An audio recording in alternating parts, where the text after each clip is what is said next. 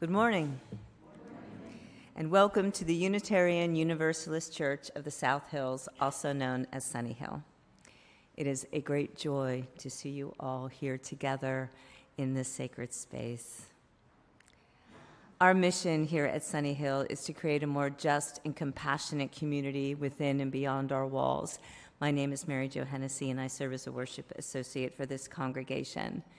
If you are a newcomer or a visitor to our congregation, please go to sunnyhill.org later when you get home and click on the button that says New to Sunnyhill to receive more information about our congregation and to receive our weekly email newsletter called The Beat, which arrives in your inbox every Wednesday. May I please have a show of hands who everybody got The Beat this week and read The Beat this week and clicked on that link that said link to service auction items this week? This is a problem. You must go home and click on that link from last week or this coming week, because we have a boatload of wonderful live auction items, silent auction items, raffles. The generosity and talent that has been shared for this coming next Saturday's auction is just astounding. So you will not be able to make a choice just by coming that night. You have to look in advance so you can plan your budget, your really large budgets, right, accordingly. If you are not able to attend and you wish you could bid on some items, you can do so by proxy, grab a friend, talk to one of the service auction committee members, and an arrangement can be made. If you are joining us online today, and hopefully you read The Beat as well, please say hello or good morning in the comments on Facebook or YouTube. We'd love to hear and let you know that you are with us as well. And now a gentle reminder to silence those cell phones and other electronic devices so we can just be here together in real time. Today's service is titled, Everything is Holy. Ralph Waldo Emerson, one of our most famous Unitarian forebears, wrote, "All things are friendly and sacred, all events profitable, all days holy, all humans divine." What does it mean to be part of a faith tradition that seeks the holy, not just in certain places, but everywhere? Our opening words, titled Holy Alchemy, were written by Kim Mason. Once upon a time, chemists believed they could transform lead into gold or death into life. We laugh. But are we not also in the business of alchemy? Turning loneliness into connection, pain into comfort, anger into solidarity, faith into action. The subtle magic of church combines love with justice, creates hope out of fear, transforms individuals into community. Here we engage in a holy alchemy, finding beauty in the ordinary, life in the present. Come, let us be transformed together. And please join me in saying the words to light our chalice. Within the heart of the flower, the fountain of beauty. Within the heart of the community, a fire that warms and dances. Within the heart of each of us, a spark of the spirit of life.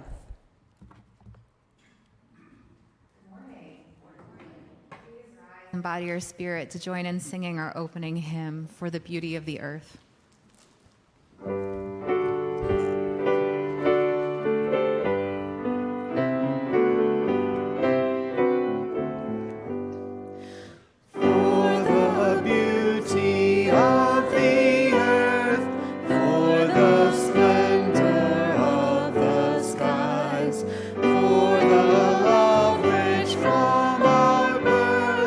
Over and around us lies.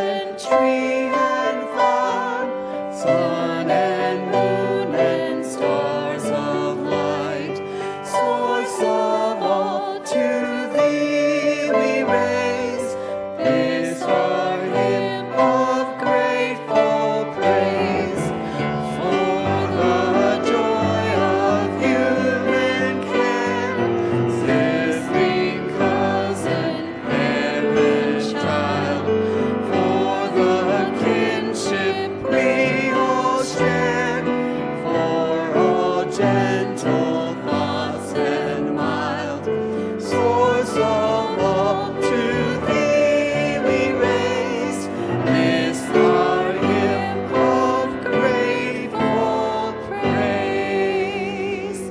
Thank you. Please be seated.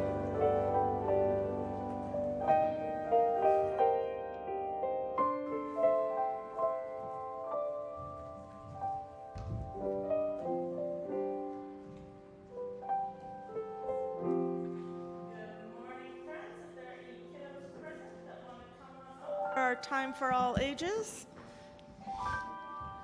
Now's your chance.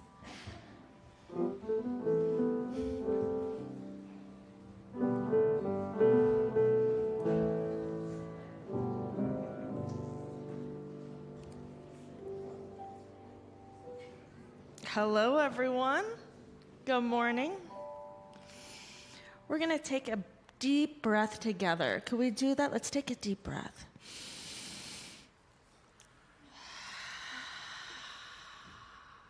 The air you just breathed in is different from the air you breathed out.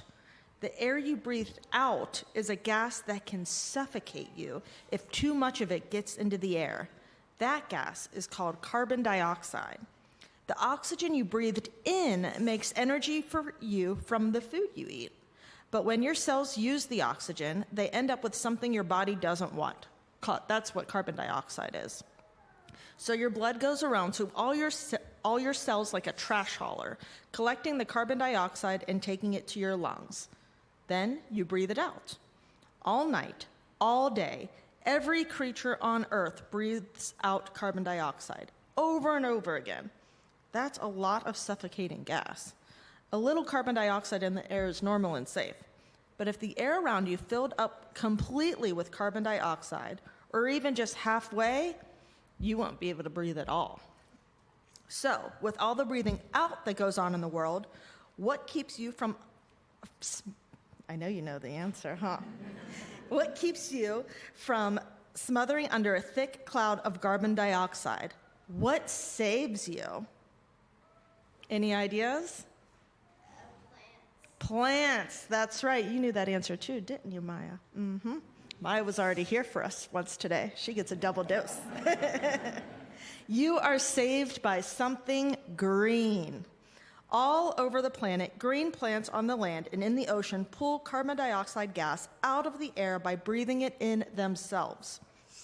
The very same gas that can kill you is exactly what a green plant must have to live. Now, plants don't breathe with lungs like yours. Does anyone know where their lungs are?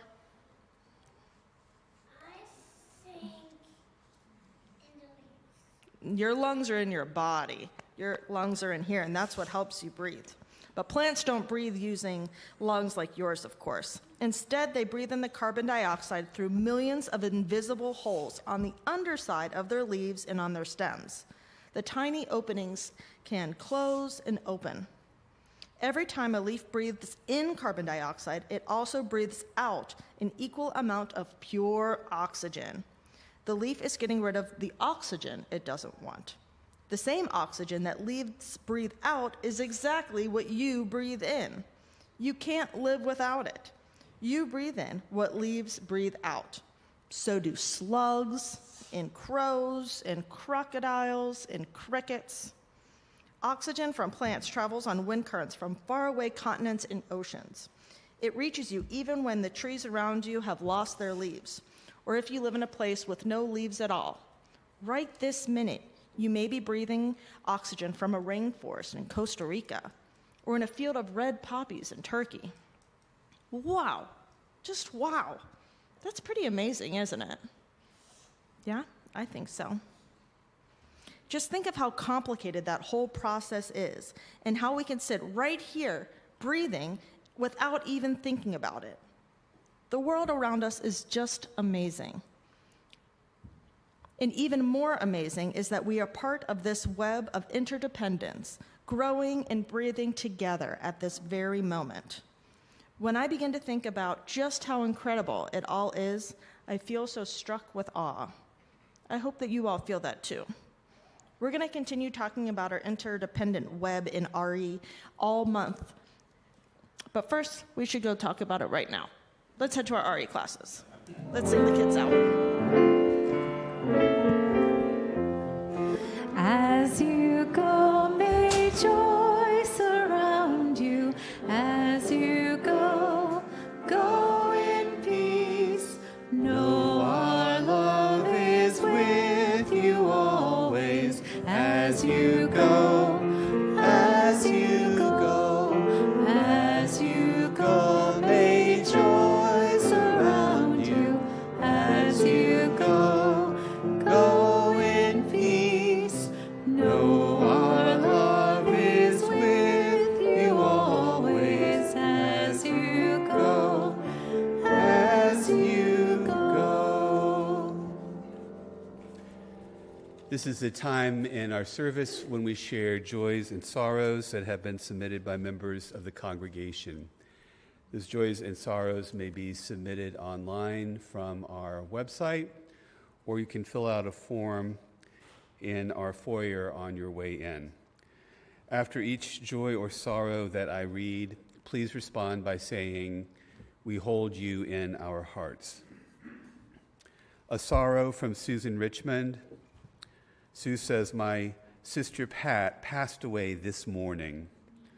I am grateful I was able to visit with her in Seattle in March. She will be missed." To Susan Richmond, we hold you in our hearts. A sorrow from Susan McCarthy. Sue says, "We lost our sister, Carolyn Hoke, this last week at age 57.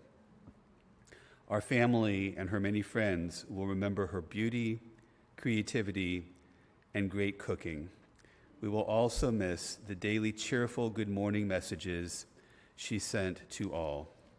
To Susan McCarthy and family, we hold you in our hearts. A joy from Chris Simsick. Chris says, "After 30 rounds of chemotherapy, my friend Pam was delighted to learn that her tumor is shrinking." To Chris, her friend Pam, and friends and family, we hold you in our hearts. A sorrow from Reg Yankee. Reg says, "This week I found out that my Aunt Pam has bladder cancer and will require chemotherapy as well as surgical intervention. I would appreciate all of the thoughts and prayers that you can afford." To Reg and his family, we hold you in our hearts. A joy from Judy Spiegel. Judy says, "To be held in the hearts of my UU congregation of friends was a new and grace-filled experience for me.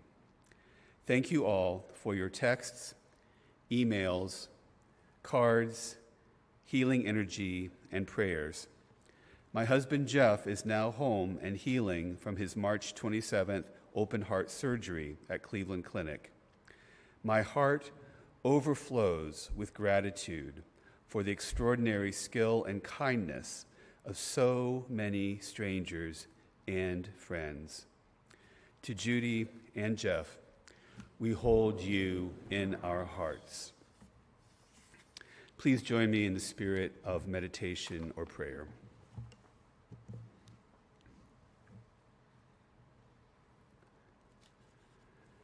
Perhaps the greatest gift we can give or receive is the stillness of this very moment, just as it is, without any thought of what happens next, without the rush of one thing after another, without wishing or wanting or wondering. No matter what we may think or feel or believe, the world will go on spinning without us. For just a moment, we can stop simply to breathe, to practice pausing, being, rather than doing. We pause now to share a moment of silence.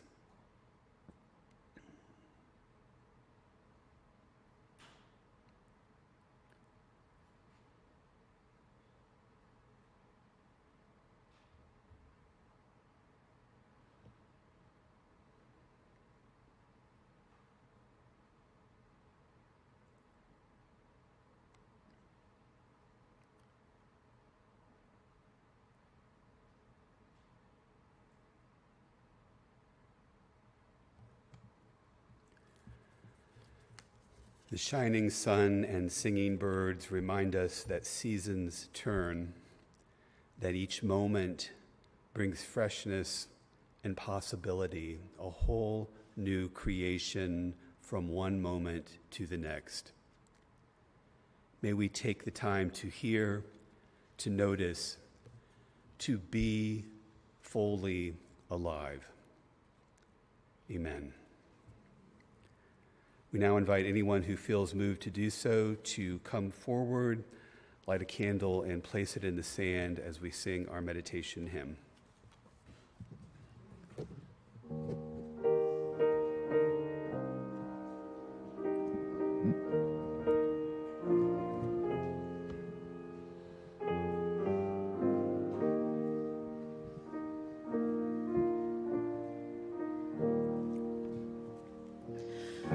We would be one as now we join in singing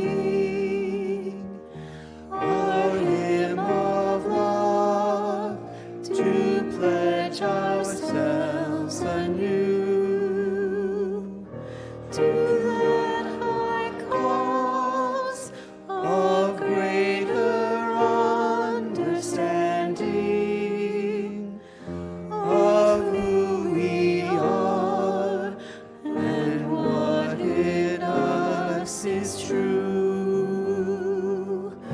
We would be one in living for each other to show to all a new community. We would be one in building for tomorrow,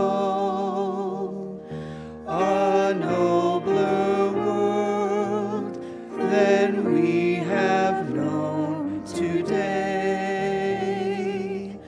We would be one in searching for that meaning which binds our hearts and points us on our way.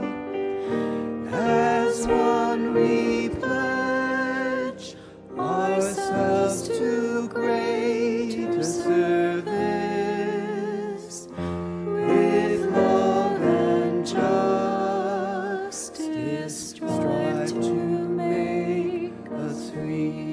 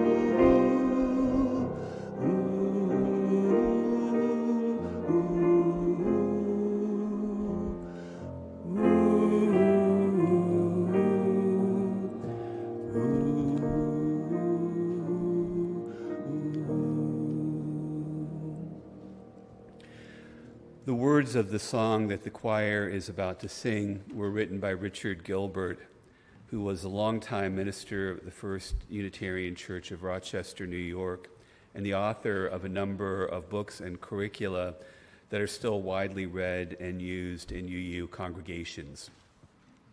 In this particular piece, Gilbert put forth an answer to the question, what makes this place holy ground?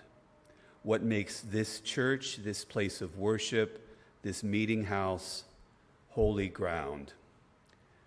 In its entirety, it reads as follows: we meet on holy ground, for that place is holy, where lives touch, where love moves, where hope stirs. We meet on holy ground.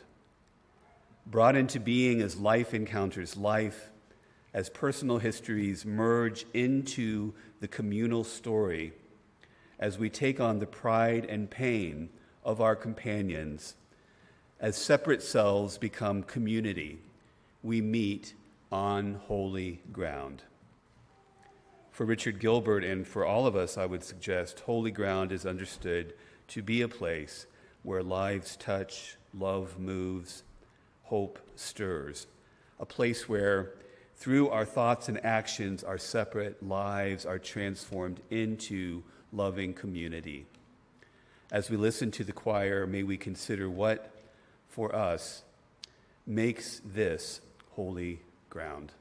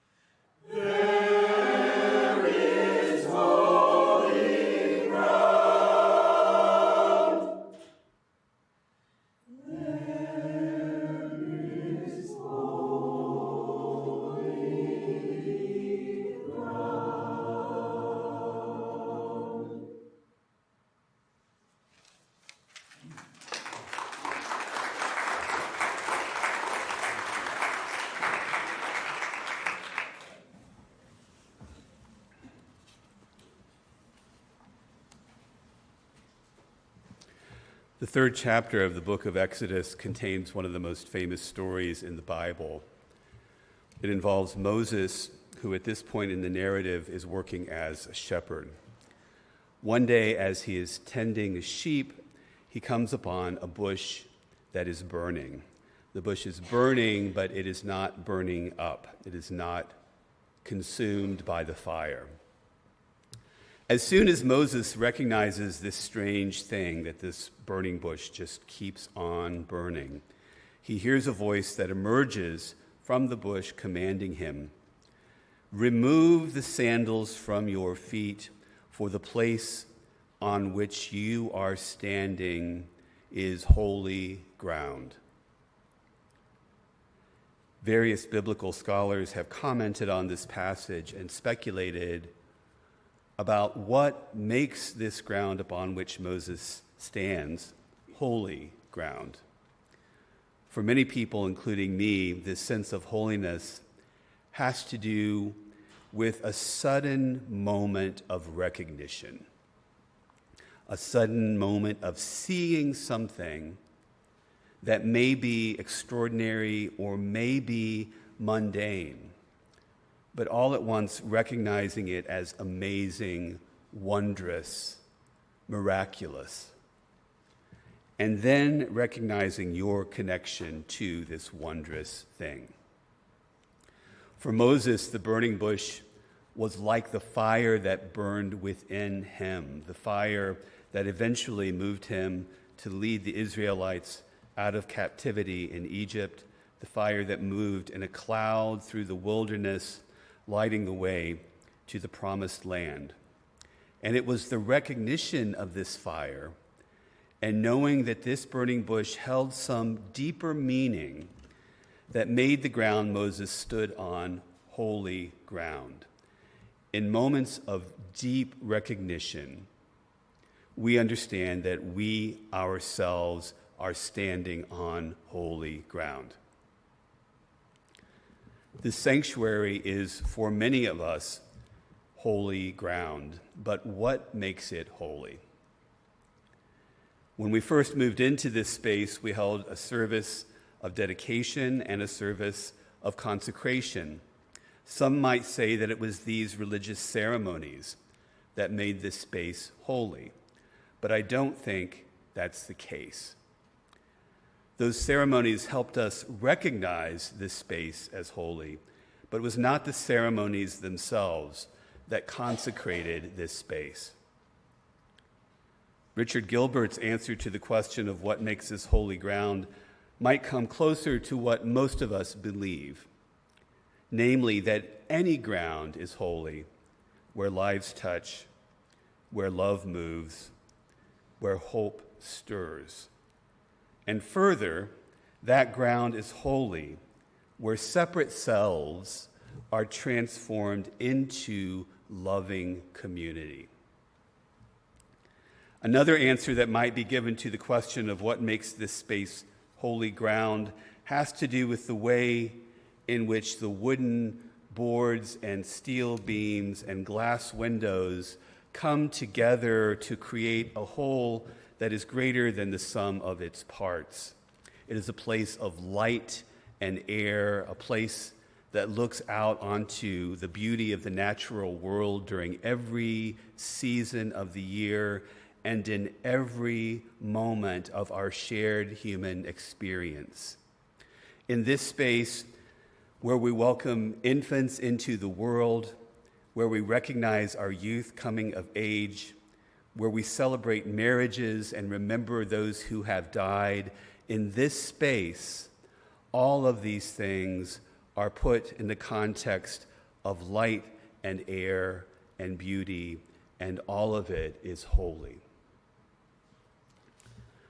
Another answer to this question of what makes this space holy has to do with how we function as what author Margaret Wheatley has described as an island of sanity, a place amid a sea of chaos and destruction where we dig into and live out of our deepest values, a place of possibility and humaneness in the midst of increasing fear and turmoil. And again, yes, being this island of sanity, choosing to be a people who create, relate, and persevere is a holy task and helps make this place holy ground. But more than anything else, this space is holy ground because it reminds us that everything seen in the proper light is holy. As the poet Wendell Berry says, there are no unsacred spaces. There are only sacred spaces and desecrated places. This space serves as a starting point for the possibility of seeing everything as holy. When we are able to see the miraculous in our everyday experiences, when we are able to expand our vision of the possible in this very moment, then everything is holy, especially this ground of holy recognition. In the song that we're about to sing, this is a cue for the musicians to gather. Holy Now, songwriter Peter Mayer says, "When I was in Sunday school, we would learn about the time Moses split the sea in two, Jesus made the water wine. And I remember feeling sad that miracles don't happen still. But now I can't keep track, because everything's a miracle.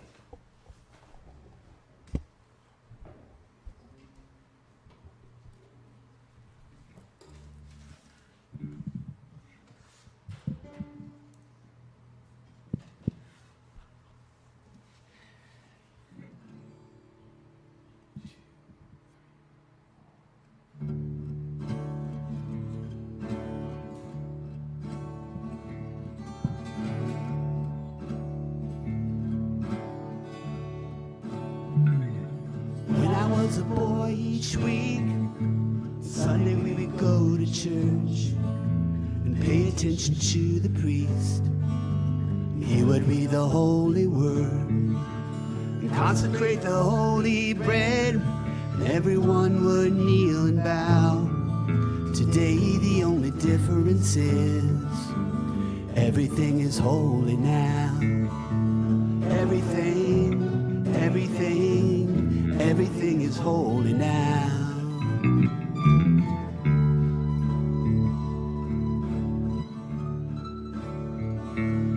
When I was in Sunday school, we would learn about the time Moses split the sea in two, and Jesus made the water wine. And I remember feeling sad, the miracles don't happen still. But now I can't keep track, 'cause everything's a miracle. Everything's a miracle.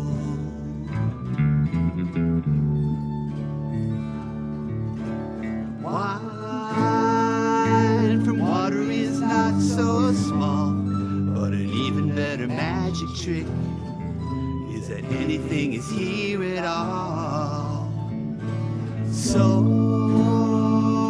the challenging thing becomes not to look for miracles, but finding where there isn't one. When holy water was rare at best, it barely wet my fingertips. But now I have to hold my breath like I'm swimming in a sea of it. It used to be a world half there, heaven's second-rate hand-me-down. Now I walk it with a reverent air, 'cause everything is holy now. Everything is holy now.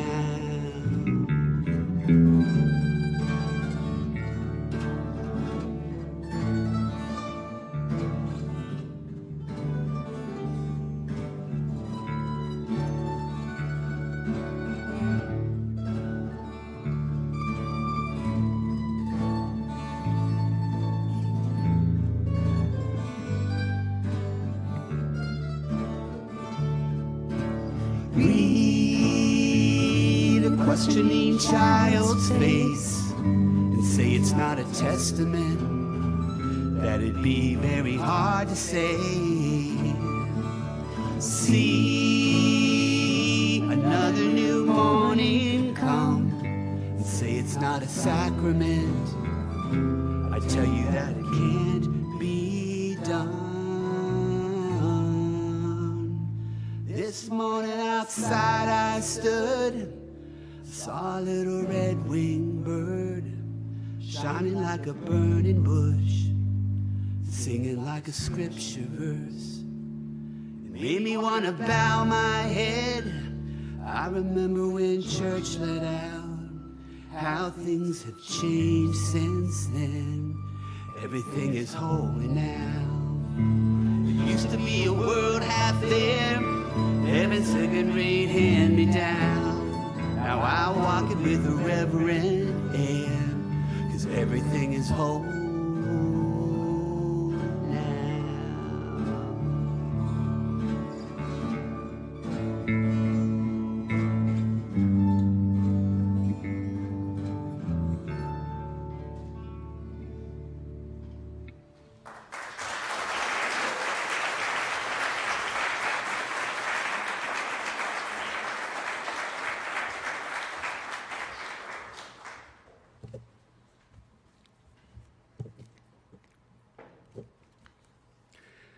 over the course of the last decade, I've come to recognize that my main role as a minister is to serve as a sort of chief reminder, the person who takes on the responsibility of reminding others of some important truths that often get lost in the shuffle of our day-to-day lives.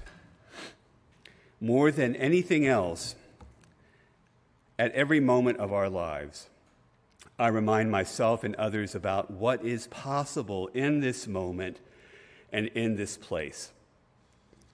I ask you to remember and remind each other that in this very moment, joy and wonder are possible. Compassion and justice are possible. Laughter, understanding, healing, wholeness, beauty, all of these are possible right here, right now.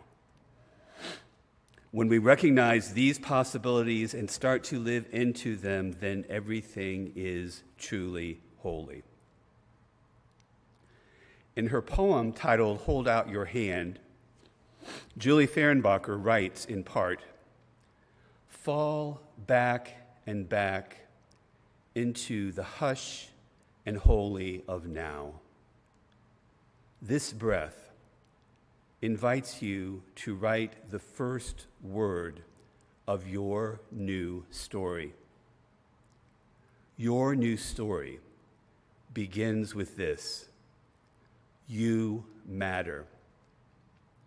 You are needed. Empty and naked, willing to say yes and yes and yes. Stop asking, am I good enough? Ask only, am I showing up with love? Life is not a straight line. It's a downpour of gifts. Please hold out your hand." In order to answer the question of what makes this holy ground, I might ask another question. Are we showing up here with love? If so, then this ground is holy, and so are our lives. So too is the life of our planet. So too is the life and work of this religious community. In the song that the choir will sing in just a moment, we'll hear the words, "The land is holy, and so are we. This is where we are called to be." I hope and pray that we will strive to live wholeheartedly, that we will act in such a way as to create hope, that we will show up again and again with love, and that in so doing, we will see how everything is holy now. May it be so. Amen.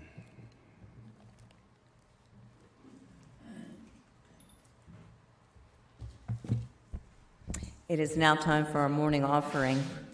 Our Share the Plate beneficiary for the month of April is Communitopia, a Pittsburgh-based organization whose mission is to provide transformative climate change education that develops today's climate leaders and advances equitable solutions. Communitopia envisions a world where solution-based climate change education has transformed thoughts and practices, resulting in empowered and healthy local communities.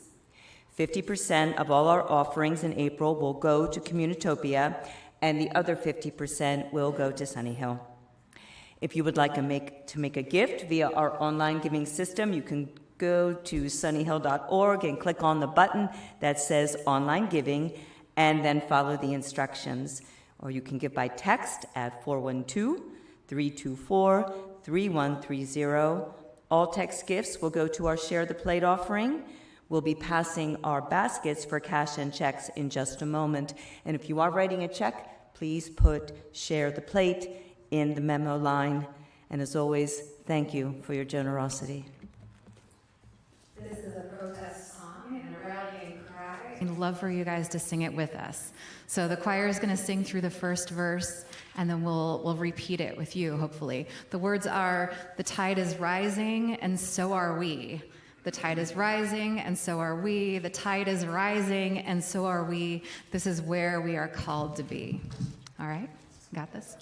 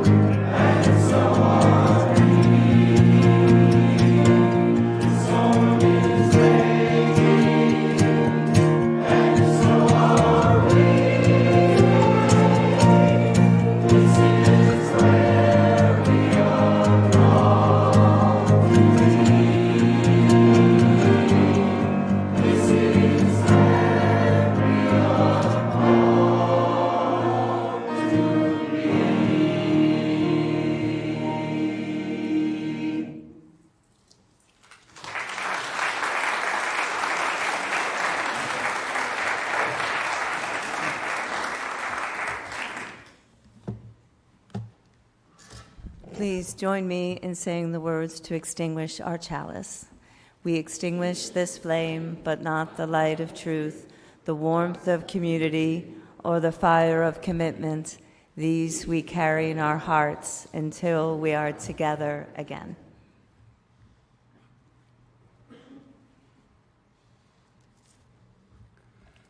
Before our closing words, I just want to note that there are several things to celebrate. One is it was lovely to have the choir singing with us today at both services.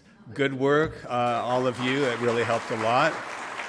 I want to thank Michael and Mary Jo Hennessy for helping out with the Peter Mayer song, Holy Now, one of my all-time favorite songs, and I appreciate their assistance. And as always, I appreciate Mary and Renee being up here and sharing this experience in this place with us.